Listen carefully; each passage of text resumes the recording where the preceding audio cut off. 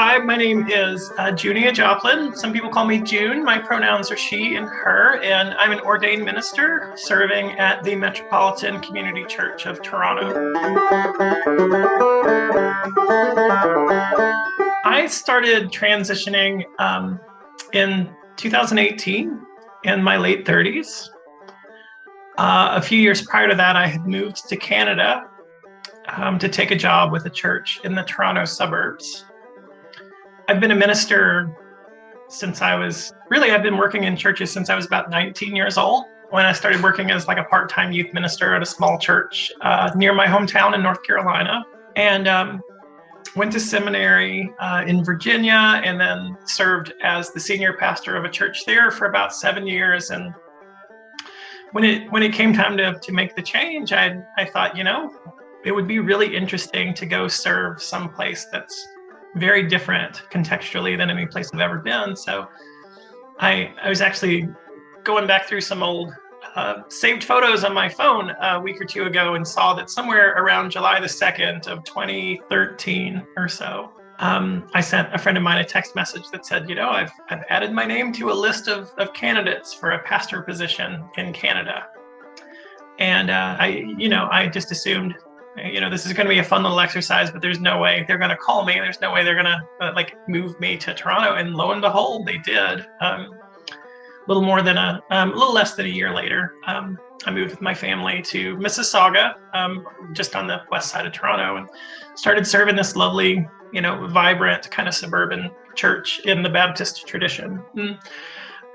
It was a really lovely career change. Well, not a career change. It was just a really lovely change of pace. We were having a lot of fun getting settled into our new city and our new country, and navigating the immigration process. And it was just, something that really kept us occupied. And all along there was this same kind of lingering, I don't know. I never know really what to call it. It just kind of felt like the shadow sort of cast over my life. And, before I had been in the job more than a year or two, I was,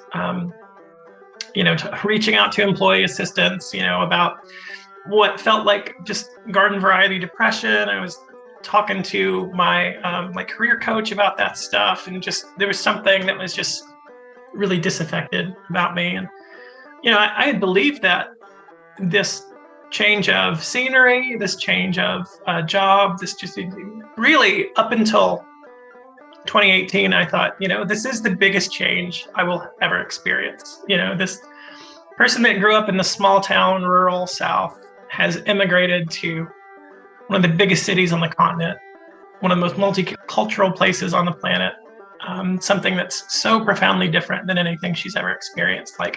Who'd have thought? This is the most unlikely thing that could have ever happened.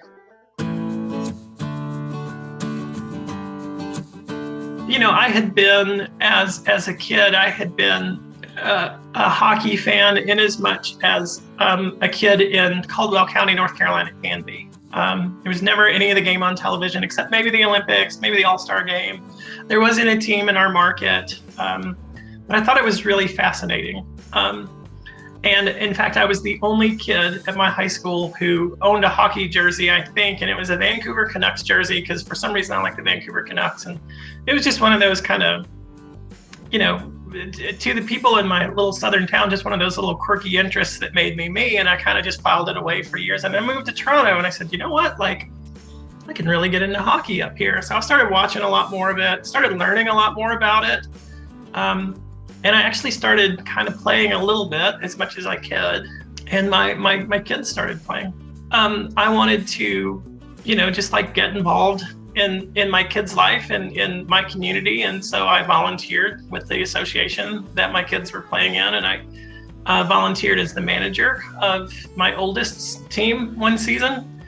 Not really doing much on ice unless they really needed an extra parent down there, but mostly it was just stuff like coordinating the snack calendar, who's going to bring juice boxes and orange slices after practice, or if we're going to this tournament, what hotel are we going to be staying in, stuff like that. But since I was volunteering with the kids, I had to take this webinar, and the webinar was on understanding discrimination based on gender and gender identity.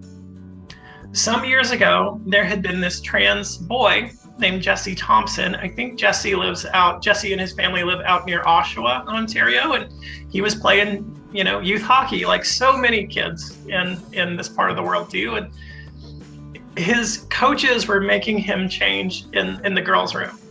And so he and his family sued the Ontario Hockey Federation on human rights grounds, and they won. And one of the outcomes of that suit, of Jesse's quest to fight that discrimination, was that all of us volunteers had to learn about this stuff. The Ontario Hockey Federation didn't want that to keep happening, so they figured, let's educate our adult volunteers. I think it was an amazing move, and I remember taking the webinar and thinking to myself, I really wish that Sunday school teachers had to take this. I really wish that every volunteer that works with kids had to take this, because there's so many ways that adults can, either through honest to goodness malice, or sometimes just through ignorance, really do damage in the lives of trans kids. But the other thing that started happening as I was taking this webinar was there were just all these little lights going off, and these realities that I had been working really hard to not know about, to repress, and to just stay, blissfully ignorant of for years, started to make a little bit of sense. And the notion that you can have an assigned sex that's different than your gender identity, or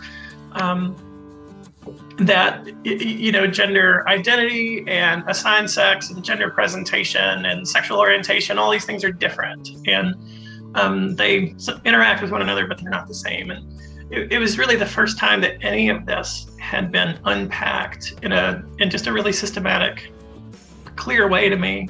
And so I am sure that there are lots of parents who took that webinar and just kind of rolled their eyes through the whole thing and said, I am not going to go around the locker room with my kids and ask what everybody's pronouns are, because that's stupid. I'm sure there are lots of parents who thought that, but I took the webinar and thought, oh my gosh, this is huge.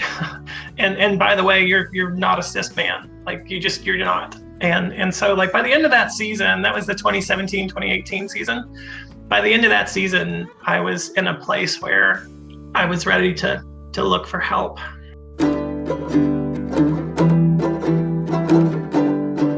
At that point, I'd been in my job about 3.5 or 4 years, and I was in my office one day in, suburban Mississauga. It was just having one of those days that, looking back, was just depression and dysphoria and just this despair at not knowing what to do, or not knowing if I could do what I needed to do. And so I got in my car. This was Friday, April the 13th, 2018. I got in my car and I drove into Toronto to Church Wellesley, right at the heart of the historically LGBTQ plus neighborhood there in Toronto. And I went into Glad Day Books, which is the oldest queer bookshop in North America. And I walked in and I said to the person behind the counter, through tears, honestly, I have questions about my gender identity, and I think I have for as long as I can remember, and what should I be reading? Some people say that's how my egg broke or whatever, and I don't necessarily use that language much, but that's the day that I became self-accepting. And after Glad Day, I went up to the 519, which is the LGBTQ plus community center, and the person at Glad Day said, you should go to the 519 and you can talk about maybe seeing a counselor, and I did that. A couple of weeks after that, I saw a counselor, and I slowly but surely started coming out to people very close to me, and that sort of, I definitely have questions about my gender identity. I'm not sure what I'm going to do. But so this all started happening in the spring of 2018.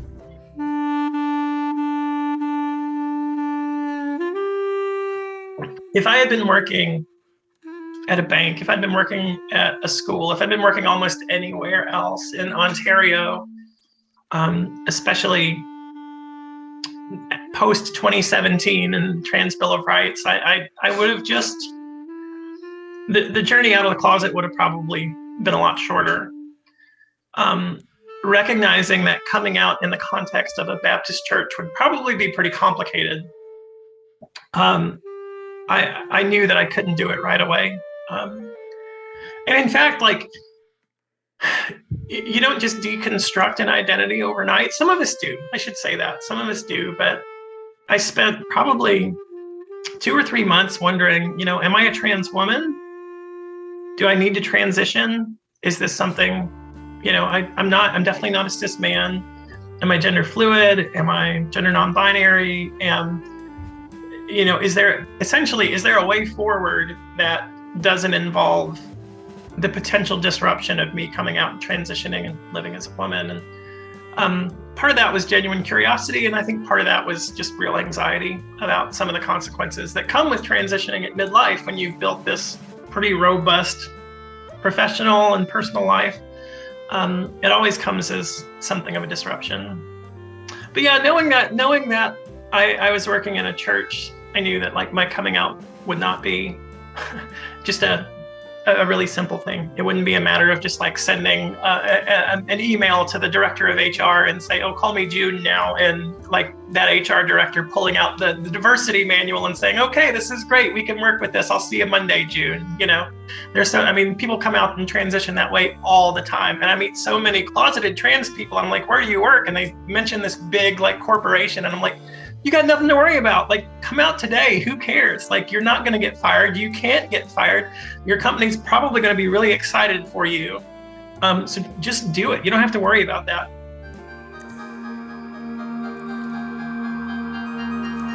By the end of 2018, my church was starting to plan this year-long series of celebrations for its 100th anniversary.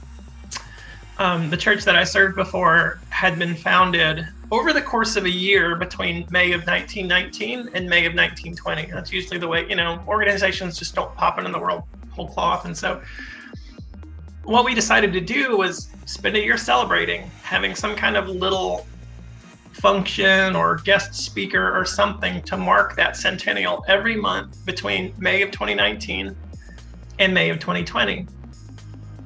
And we were planning this pretty heavily by the fall of 2018 when I realized, you know what, I think I'm going to transition. I'm going to come out.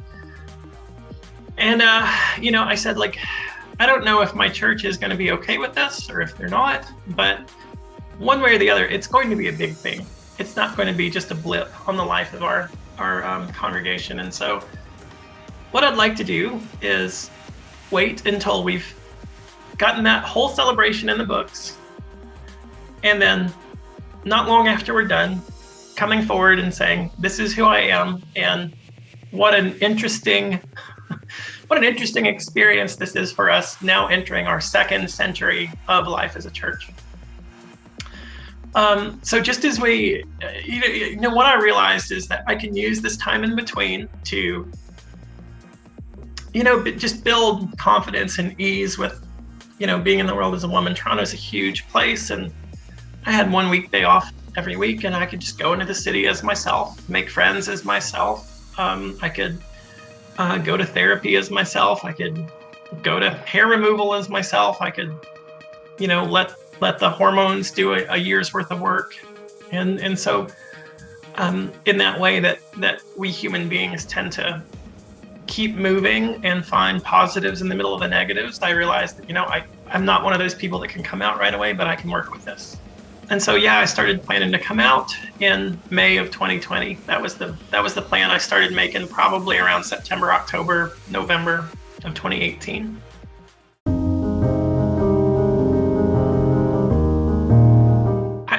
For somebody who was living that, in many ways, frustrating double life, it was a pretty full life. I was able to connect with a lot of trans friends in Toronto. I actually started attending the Metropolitan Community Church where I work now, just every now and then in their Sunday night service as myself, just kind of slipping in and slipping out. And I got to know the pastor there, and he was the first person that I really opened up to about who I was. I had lots of friends who knew me as this trans woman named June, and I had lots of people who knew me as this pastor in the suburbs, but very few people knew about both of those things. And Jeff, the pastor at MCC Toronto, was the first. And so I had a lot of support around me. I was out to a lot of friends, all of whom were really supportive. I got to a place where when I finally did come out, I felt really comfortable as myself. And I didn't really have that maybe, I don't know, those awkward early days were totally behind closed doors, because I spent that year kind of closeted. And so the question was, the big question that I spent a lot of time pondering was, how exactly do I come out? And that was, that ended up occupying a lot of my headspace and my soul space in that year or two. It's still uncommon enough that the fact that trans clergy exist at all is regarded as newsworthy. If a clergy person comes out as trans, a reporter is probably going to call. And so I went looking for their stories. And a lot of the stories that I found, both here in Ontario and just around the world, were stories, especially the stories of trans women, were stories of people who had been pastoring in their assigned gender, through one reason or another, kind of elected to exclude themselves from their jobs behind the scenes in a way that just wouldn't make waves. And it usually went something like, you go and you talk to your church board, you go and you talk to the leaders of the church, and it is decided in a very civil, very calm way that, okay, it is best for the church if you just disappear. And so there's this very, low profile resignation that happens. And then at some point in the future, this person who had been, intimately a part of the life of these churches shows up again in the world as their authentic self. I don't think that's a bad idea. I don't think there's a wrong way to come out. I had friends who said to me, why don't you just resign and then just go get another job as June? And I said, well, I don't think I could even do that. But along the way, thinking about how I would come out, I said, I am not going to prioritize the comfort and the stability of my church full of cisgender heterosexual people in this process. I am not going to be a willing accomplice in my own marginalization. I'm not going to make myself less visible because I make people uncomfortable. I want to make people uncomfortable. I want to be divisive. I want to get a lot of attention. And I believe all those things are really great. And so, taking cues from so many chapters in the history of LGBTQ plus liberation and indeed the liberation movements for any marginalized people, I recognize that I can't play nice here. I can't be well behaved here. And so, I deliberately chose to come out by surprise on a Sunday morning in a sermon, in a situation in which nobody in my church knew ahead of time that was going to happen. I didn't tell the leaders. I told one staff member, and then instantly kind of said, probably shouldn't have done that. I didn't want to create a situation where there were two different classes of people in the church, the people that I had told and the people that hadn't. So I came out in a sermon live streamed online because of Zoom and YouTube on Sunday, June the 14th, 2020. And friends, with the divine joy of one finally getting her hands on a most precious pearl, I want you to hear me when I tell you that I'm not just supposed to be a pastor. I'm supposed to be a woman. Hi, friends. Hi, family.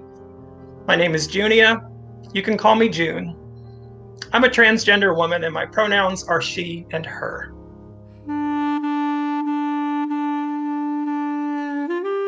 The world is a complicated place, and I recognize that everybody acts out of a different set of priorities.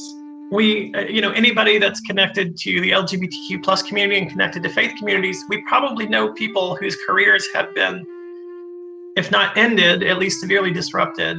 Gosh, I know a cisgender heterosexual man in Richmond, Virginia, who lost his job as an associate pastor simply for supporting and affirming his trans kid. This guy's cis, he's heterosexual, he just said, you know what, my kid's trans and I'm not going to condemn my kid. And the church said, no, we don't want you here anymore. And so you don't even have to be a queer person. I know all kinds of allies that have lost their jobs. And it's frustrating. And there are a lot of different ways that can go down. And there are a lot of folks who depend on churches or denominations or whatever for their livelihood. But I couldn't, in good conscience, like just disappear quietly. And, the things that I really want, I want everybody to do this. I recognize that, maybe this is impractical, but the two things I really want everybody to do is, one, if you're in the closet and you're at a church, come out, especially if you're in the leadership, come out today. Like, let's all do it at the same time. Let's have one Sunday where every closeted queer person in every church says, this is who I am. And then the second thing I want everybody to do is, if you're an ally, or if you are yourself a queer person, and you're going to a church or you're connected to a denomination that's not fully open and affirming, get out of there, leave. Go join up with a denomination or a church that actually is not making life worse for queer people around the world. Don't be complicit in that evil in the world. And I know there's all kinds of people who say, well, I'm going to create change from the inside. I'm going to create change from the inside. And I think, okay, I don't want to argue with you, but I'll just say, I worked to create change from the inside for more than 20 years and not much changed. And at some point, just like, Jesus said this in the Gospels, you got to dust the dust off your sandals and you got to move on. And that's easier said than done. I mean, I did that because I got fired. But that's just, and you know what? Like, when I say that, a lot of people get really uncomfortable, and that's good. Just sit with that discomfort and really question whether or not you're doing the thing that you need to do by continuing to connect with whatever church it is you connect with that doesn't fully accept LGBTQ plus people.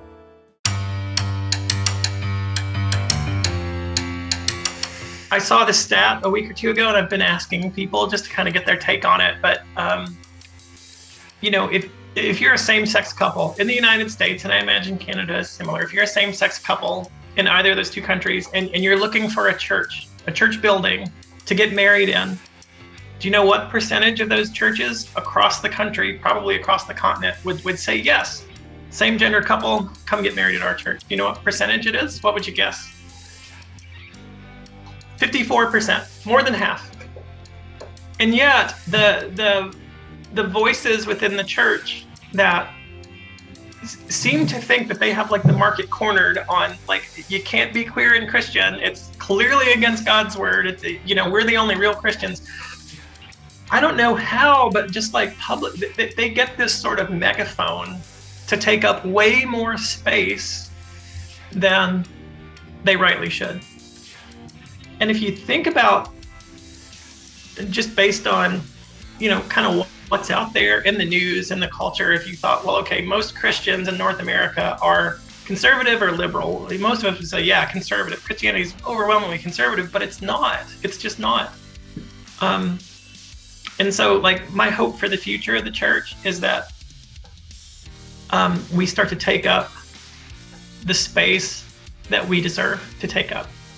And that's in part, I've struggled a bit, personally, I've struggled a bit with my calling, I can look back at my adolescence and recognize moments when it was almost like I was at a crossroads and trying to decide between, okay, am I going to like lean into these questions about my gender, which would have been very difficult in the 90s and 80s and early 2000s, or am I going to focus on being this man of God that I feel called to be? And so, like, in a way, my identity as a minister was the thing I chose in order to prevent me from thinking about gender stuff. Some days it's painful to know, like, this isn't June's choice. This is something that I chose before transition, intentionally to prevent me from discovering who June was. I don't make apologies about the fact that, I'm a queer, transgender woman, Christian pastor. And for me, not only is my trans identity not at odds with my faith, it is an act of faith. I've said this before, but I would be a pretty lousy follower of the Jesus who said, I came to give you abundant life, if I had just stayed repressed and in the closet. That would be, you can sort of parse this however you want to, but to use the language of, like, the church, I remember, like, that would be pretty much sinful to deny that real piece of the divine image that I reflect more fully as I become more fully myself. And so not only is me being trans and being a pastor not sinful and not wrong, it would be kind of, it would be sinful for me to deny that. Your queer identity isn't something that you embrace in spite of your faith. It's something that you do as an act of faith.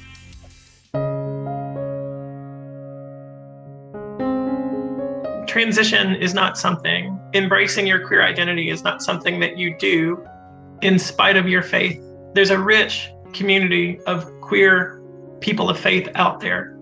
It's growing all the time. There's been this renaissance in the last 20 years of queer faith leaders, and I've gotten to know a lot of transgender seminary students, and I know it's just going to keep getting better and better and better. And even if you were raised in a tradition that insists that there's something inherently sinful or disordered or wrong about who you are, those voices are not the only voices. They don't speak for the entirety of the church. And if you're one of those people for whom faith has just been too much an experience of trauma, it's okay just to leave. I know all kinds of queer people who are atheists or who just will never go back to church again. And I think there are a lot of us within the faith community who can be dismissive and condescending of folks like that. Or we say things, if you'd experienced this corner of Christianity, you wouldn't have left. And I mean, that's really abusive, I think. And you don't need my justification, one, but I do like to say, if that's the choice you've made, then I celebrate that decision, that you've, freed yourself from this abusive presence in your life. The concept of God feeling anything but compassion for people who, because of abuse, just throw their hands up at the whole faith thing is just absurd. If God is that petty, then let's just burn the whole thing down. If you know where to look, you'll see that there are lots of people out there who are doing some pretty incredible things in the world as unapologetically queer, unapologetically Christian, or other faiths people, and it's really beautiful.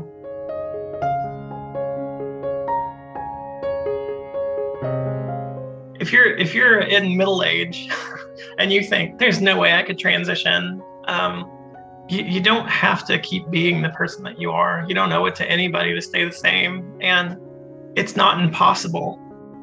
There are lots of us who are living examples of the fact that this change can happen at any stage of life. When you go looking at trans-populated places online, occasionally you'll see places that are like, if I start transitioning in my 20s, it's too late, and what's the point? Or if I start transitioning in my 30s, it's too late, and what's the point? There's never a place where there's no point anymore. I've known people that transition in their 80s, and you can be the most alive and thriving version of yourself at any age. There might be some unique challenges coming out in midlife, but it's not impossible. And in fact, there are thousands and thousands of people out there who are living testaments to the fact that it can be a beautiful thing.